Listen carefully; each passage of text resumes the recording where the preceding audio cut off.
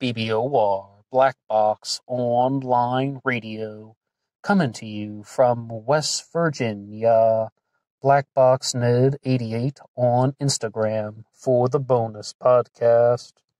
All right, and welcome to our monthly AMA. That's an Ask Me Anything, where we're going to be going through your questions and comments. Absolutely any subject is fair game. And the first announcement that I would like to make is that thank you to everybody who checked out our extended piece on the Zodiac Unabomber connection, which came out yesterday, talking a lot about the theories of Mark Hewitt and looking at the Zodiac killer suspect, Theodore Kaczynski, who was perhaps more famous as the Unabomber, more famously known as the Unabomber, we should say. So I thank you to everyone who also left the comments on that one. It's great to continue the discussions. And tomorrow on the channel, we will be doing something very big about the Chris Watts case, talking about the murder of Shanann Watts and, of course, their children. So please look out for that one. And you can always hit the like button and subscribe if you would like to follow along with these uploads. We talk a lot about true crime, serial killers, the Zodiac killer, but absolutely any subject is fair game on the channel. And if you're someone who is really just wanting to get some more Zodiac killer content and discussions, I would like to recommend the Zodcast, which is hosted by Drew Beeson here on YouTube. You can hear that one for free, as well as Rick Hansen has a series of videos out on his channel. And you can go over to the Zodiac Killer channel, and there's a 3-part documentary series there called Obsession into Darkness. Lots of content available online for people following the Zodiac Killer mystery. So, when we're going to be talking about an Ask Me Anything, I thought that it would be good to begin with some things about the Zodiac Killer and look at some questions that people have been asking.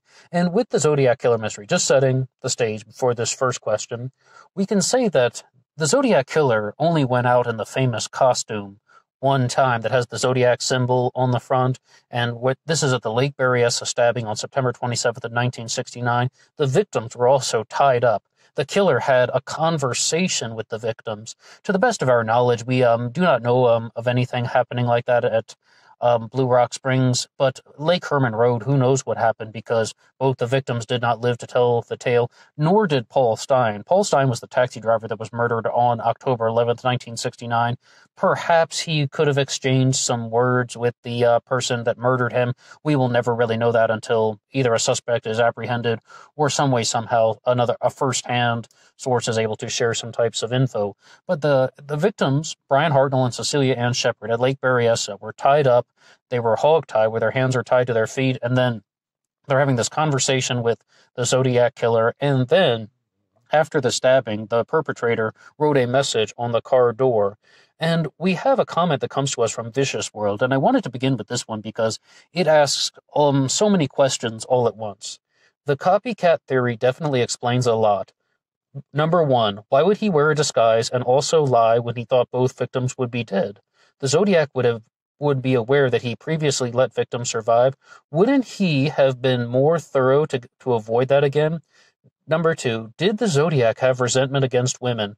Number 3, why does everyone else always appear to black out and stab Cecilia Shepard more times than he did Brian? Number 4, it would also explain why the physical description differs in witnesses. So many questions. Hopefully there will be answers one day. And let's look at this, one by one. Okay, why would the perpetrator wear this disguise only one time? I mean, some people go down the group murder theory pathway, and that could be the simplest, or not the simplest explanation, but that could be one possible explanation that multiple people committed these murders. That's why there's so many different things going on with each of the Zodiac incidents. But another possibility is something that somebody shared with me in the comments section recently, saying their theory that it's possible that either the Zodiac Killer knew Brian Hartnell or the Zodiac Killer knew Cecilia Ann Shepard, and they thought that being recognized by this person would have interfered with their ability to manipulate, and that everything that the person is saying, this whole thing, I'm a convict, I escaped from Montana, I'm on my way to Mexico, all of that is fictitious. But that's the next question, actually. Why would he lie if he is going to murder the people? Well, this is one of the few times where I would turn to Gary Stewart when he's saying the possibility that that dialogue was only uttered at Lake Berryessa to get a desired outcome. the person who is saying those things is only doing it because he expected that the Brian Hartnell and Cecilia Ann Shepard would follow along with his commands. If he's saying this, I'm a convict, I'm from Montana, I'm on my way to Mexico. And another thing we've talked about a lot on this channel is that the Zodiac Killer is also someone who was possibly, allegedly, acting out fantasies of, like the inability to differentiate between fantasy and reality. And we do see a lot of that in the Zodiac letters. Even if you entertain the Zodiac hoax theory, which says that one person wrote letters taking credit for murders that he didn't commit, there's still a whole lot of that there. No matter what the Zodiac theory that you go with, you really have somebody that is maybe not exactly a schizophrenic, but someone who is definitely blurring the lines of fantasy and reality, or they're using the concept of the Zodiac Killer as a way to act out these types of fantasies.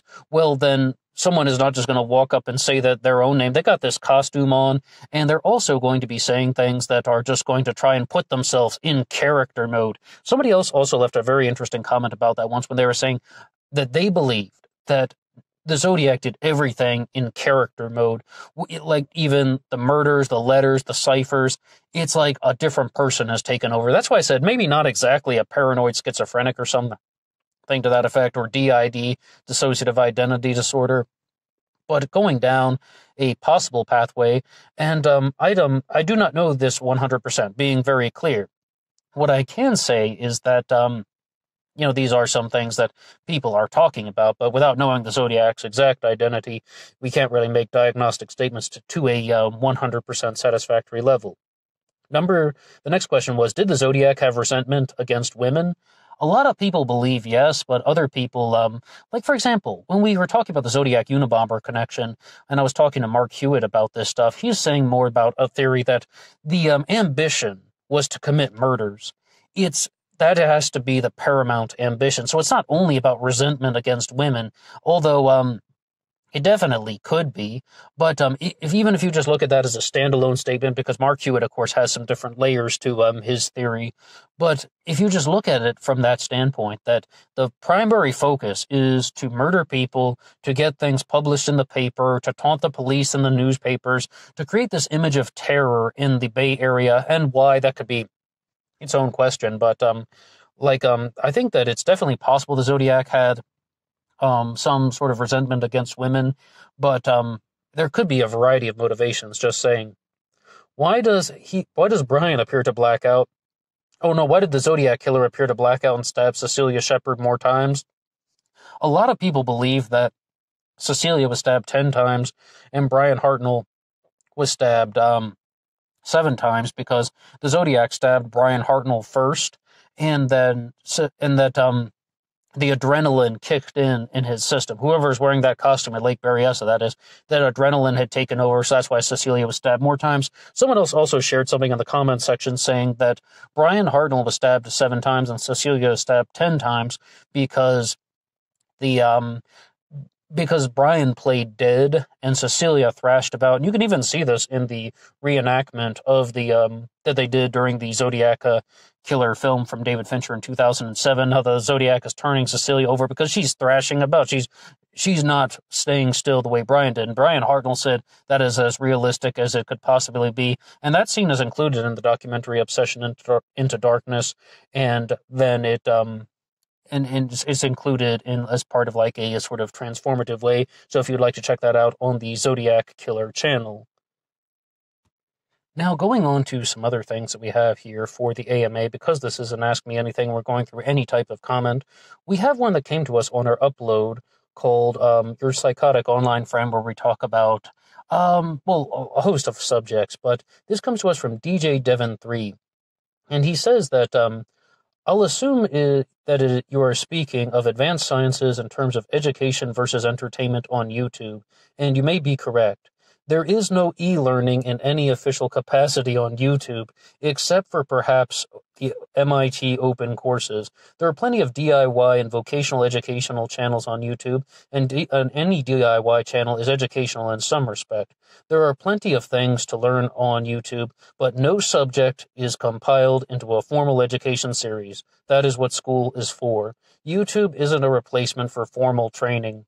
And the context in which that was uttered in, by the way, thank you, very insightful statement, is we were talking about a video from Todd Grande where he said that there are two kinds of things you can find on YouTube, education or entertainment. And the challenge that I had presented was that commentary should be viewed as its own separate entity, because with commentary, you have a responsibility to be accurate.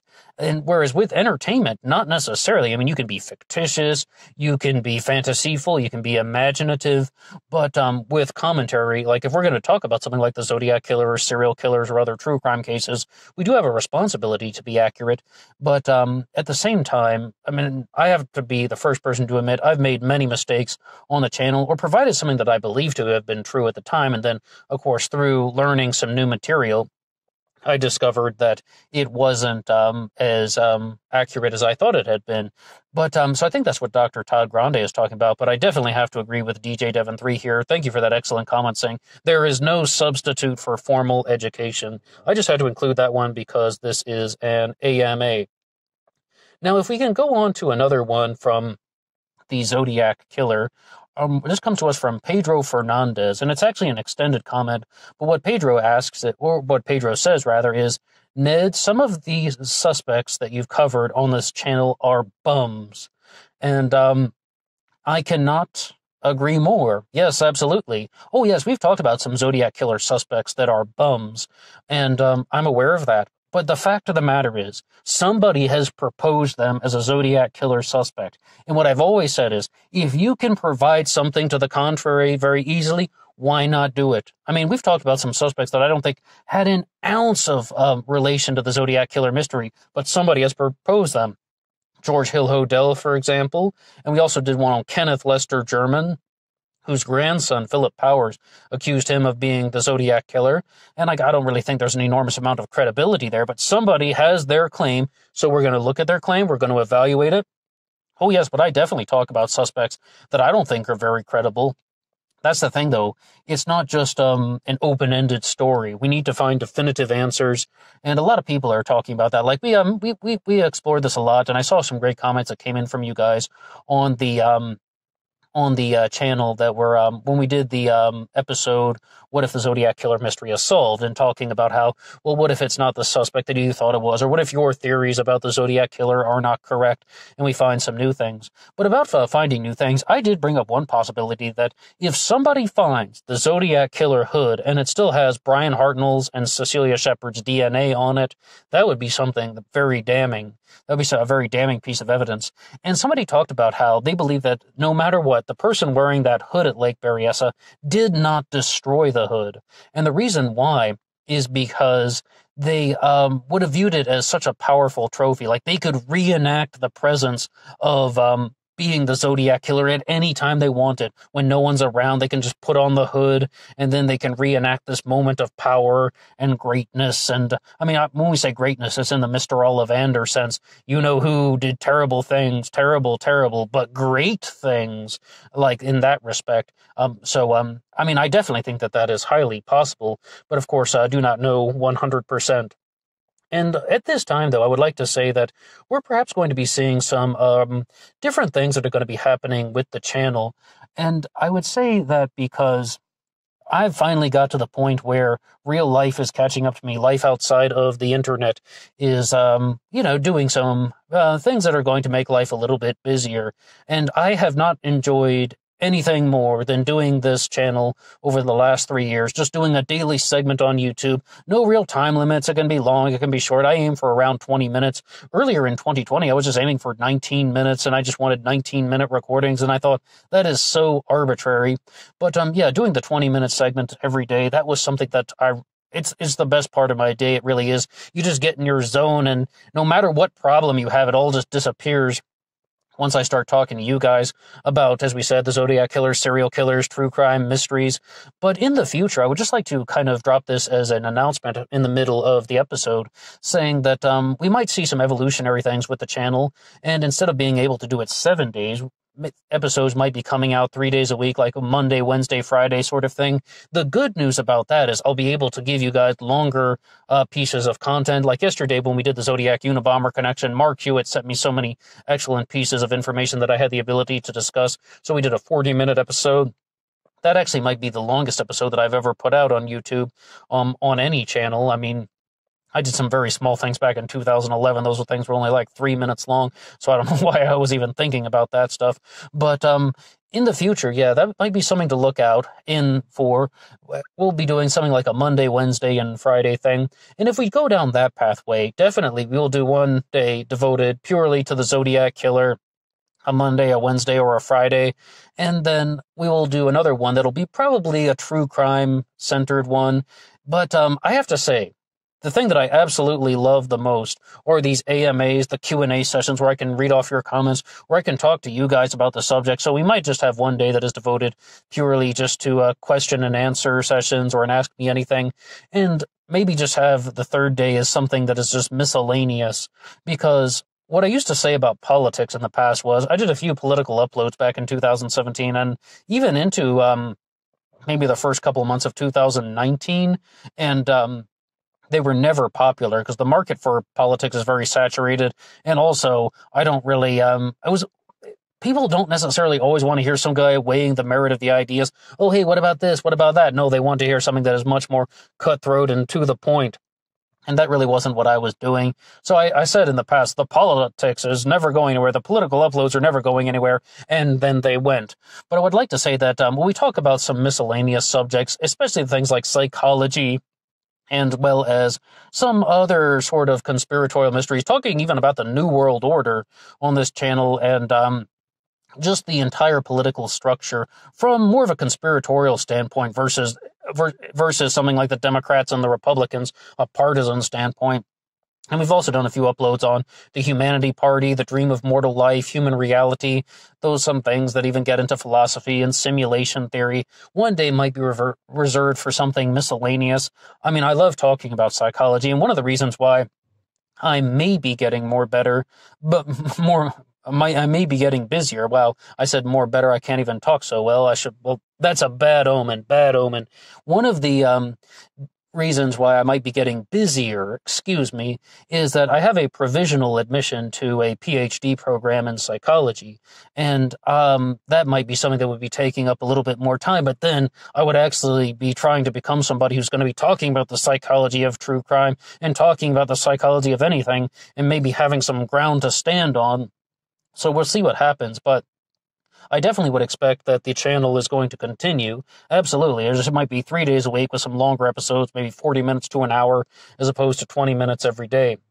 And the other thing that I would say about that is we will be doing another book discussion coming up before any type of channel changes, and that will be on The Myth of the Zodiac Killer by Thomas Henry Hoare. And you guys voted in a recent poll on the channel. I just asked you guys, we'll post what you want in the comment section. Do you want The Myth of the Zodiac Killer or the Zodiac Manson connection for an extended discussion? And overwhelmingly people voted for The Myth of the Zodiac Killer. We had like 3 responses for the Zodiac Manson connection, but I'm not going to leave those people out in the cold. I won't leave you guys hanging. We're going to do one episode on the Zodiac Manson connection in the near future. But the other things to look out for are, we'll be doing some more things about the Unabomber, Ted Kaczynski. As we said, Chris Watts will be coming out tomorrow. And we will still be talking about Richard Hoffman and his connections to the Zodiac Killer mystery at some point in the very near future, because we will do at least one more episode talking about Richard Hoffman. So many things going on the channel. You can always hit that like button and subscribe if you would like to follow along with these things. Back in 2017, when I really first started doing true crime uploads, I was talking all about the murder of Missy Bevers. That was the case that I would say I was most deeply pulled into when I started putting out true crime uploads on YouTube, as opposed to the political stuff and the conspiratorial issues. And what I can say is that that was an example of something where I didn't do things very well, or I made a lot of inaccurate statements. I mean, I was just somebody watching the documentaries and listening to the podcasts and following along with YouTube videos, and then I said, okay, here's what I think. But it's not that simple.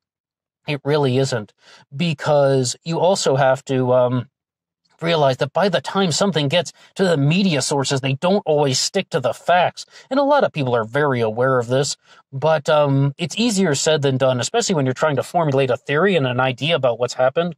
But if you're going to look at the graphic now, you'll see that there's a photo of Missy Bevers and someone who is an alleged perpetrator in her murder. And somebody asked a question on the most recent Missy Bevers upload that I did, saying that I didn't provide any background information for it. And I just carried on from my 2017 recordings when I was like, this is geared toward people who are mostly familiar with the case so we can discuss the theories. That used to be how I would introduce everything on the channel. But what I can say about that is that Missy Bevers was murdered in 2016 in Midlothian, Texas. And if you would like to hear more about that town, Midlothian, you can go to the Lord and Arts channel. One that I highly recommend. I love John Lord and stuff. Once again, Lord and Arts, and they have an episode called Another Midlothian Murder, looking at a different case there. I mean, Midlothian has its own set of mysteries, but with the case of Missy Bevers, I did a 2020 update recently because I just wanted to say something about the case in the year 2020, and I really wanted to focus in on the media sources that had been going out there. And I cited a source that was from Gumshoe Stories, and you can find their website, gumshoestories.com, and Tim from Gumshoe Stories actually wrote into the comments section here, and he says, "Hey, this is Tim Coville. Thank you for the shout out and covering the case. Every time I find that someone has posted new content covering Missy Bevers, it feels like Christmas. It's all about keeping the conversation going and increasing awareness of the case." And the alleged perpetrator that you see in that image there is someone who was wearing a police outfit or costume or some type of gear, and that person was just walking around a church waiting for Missy Bevers to arrive before she was going to do a fitness boot camp. Missy Bevers was a fitness instructor. So we have some points that Tim would like to share with us about the Missy Bevers case. And he says, number one, current thinking from inside sources is that the person in that costume is not wearing imitation gear. Other than the helmet being something like a paintball helmet, the rest of the gear is likely authentic. And the reason why we're talking about that is Missy Bevers' widowed husband, Brandon, was saying that the helmet was obviously not any sort of genuine SWAT team helmet. Like, he just looked at that, and apparently he had some familiarity. He actually said he thought the person was wearing a motorcycle helmet, but you heard Tim right here. He says that it's possible that it's a paintball helmet, but everything else might likely be authentic. And the reason why I wanted to read off this comment as well is because we were talking about 2020 media and the Missy Bevers case, and what I can say about that is that Stephanie Harlow did a two-part series on Missy Bevers in the year 2020. I believe it was just in October that she put that out, and it's now November, so fairly recently. And she cited Tim here from Gumshoe Stories, Tim Coville, and saying that he is the largest authority on the internet about the Missy Bevers case. And then once again, if you'd like to go to Gumshoe Stories to learn more about this case, I mean, that was the way that she introduced him. And I believe I've seen Tim on various programs talking about Missy Bevers in the past. Number two, Missy Bevers was absolutely not murdered with her own gun. Her gun was in storage in her truck and had not been used. Now, you might, if you watch the video of Missy Bevers, you'll see this person, the perpetrator in this police outfit, this person has some type of blunt object. And Nancy Grace was even talking about how Missy Bevers was murdered by puncture wounds.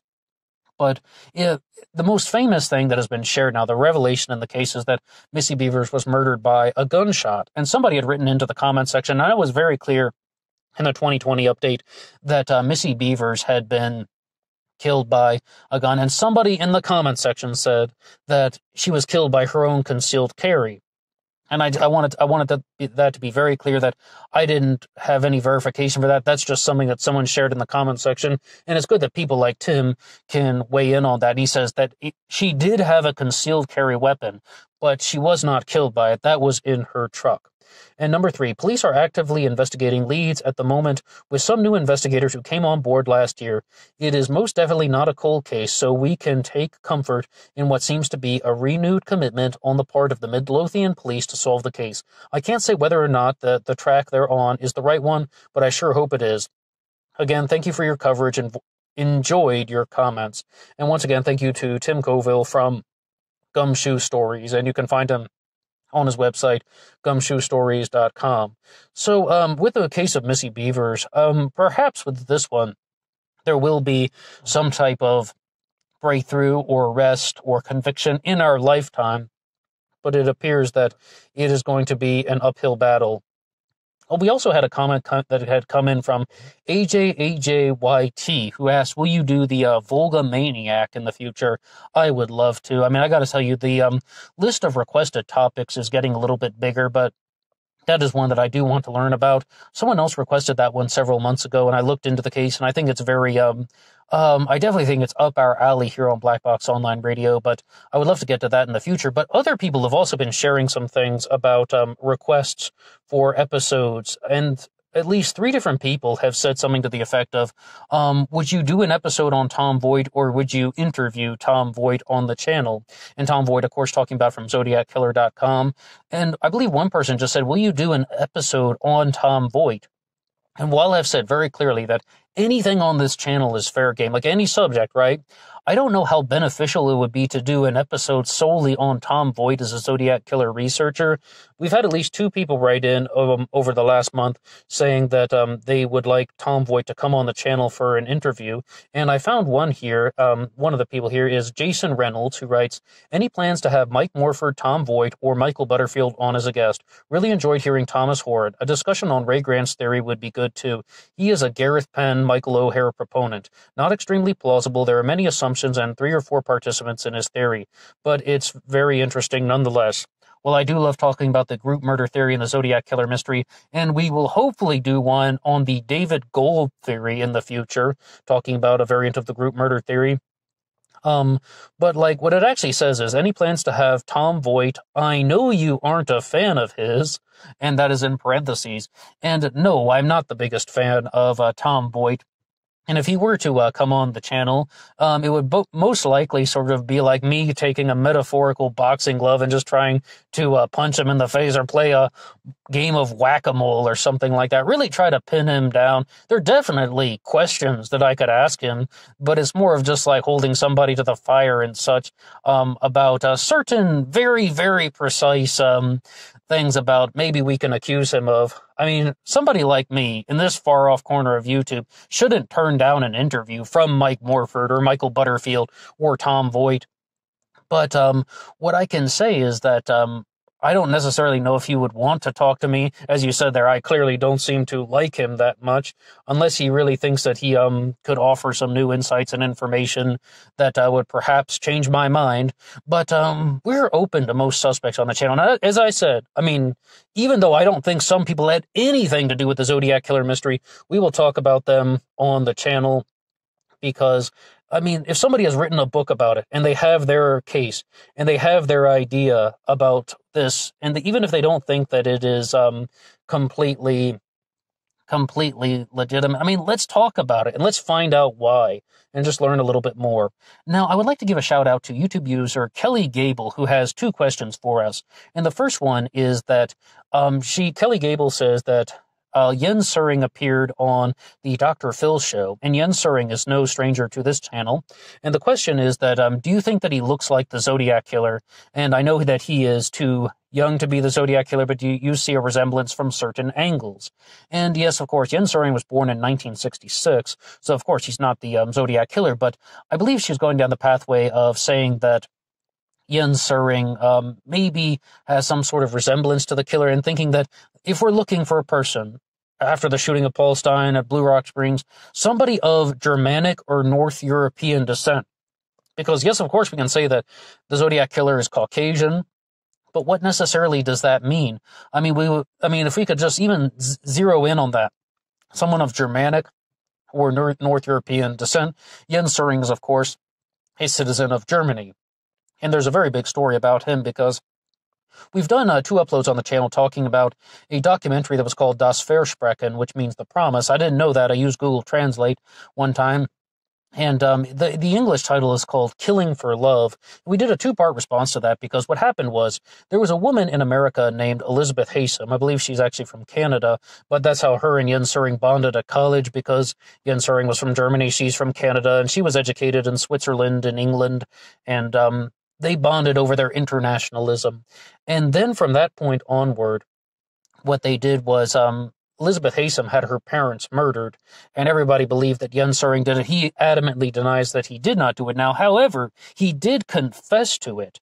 And the interesting thing about it is, the reason why he confessed is because his father was a diplomat, and I believe Jens Suring had a diplomatic passport at the time, so he thought that he would get diplomatic immunity, or at the very least spend a very short time in prison, but he ended up spending decades in prison here in the United States of America. And about 3 weeks after we did our two uploads on Jens Suring, one of them is actually called Killing for Love, Elizabeth Haysom, and the other one is talking about Killing for Love Part 2, Jens Suring, talking about each one of their stories here on this channel. Then what we did was, what happened was 3 weeks after those uploads, Jens Suring was extradited back to Germany, and I believe he is in Germany now. To the best of my knowledge, I haven't seen this Doctorville interview that Kelly Gable is talking about, but I can totally see what she's saying, talking about how there could be a resemblance at certain angles, meaning that we could be dealing with a Zodiac perpetrator who is of North European descent. And the other thing to say is that Jens Suring became a prison rights advocate, criminal justice advocate while he was in prison for decades, more than 30 years in prison. And he came up in a different upload that we did recently on the channel called Deer Box, the attack on Martin Andrews, and his full name is Paul Martin Andrews.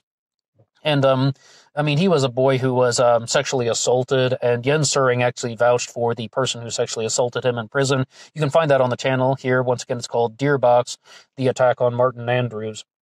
But Kelly has one other comment here that says, what are your thoughts on the fact that Ralph Spinelli owned a salon in Alaska as well as in San Francisco? Both of his salons hired exotic dancers, like the ones Robert Hansen killed.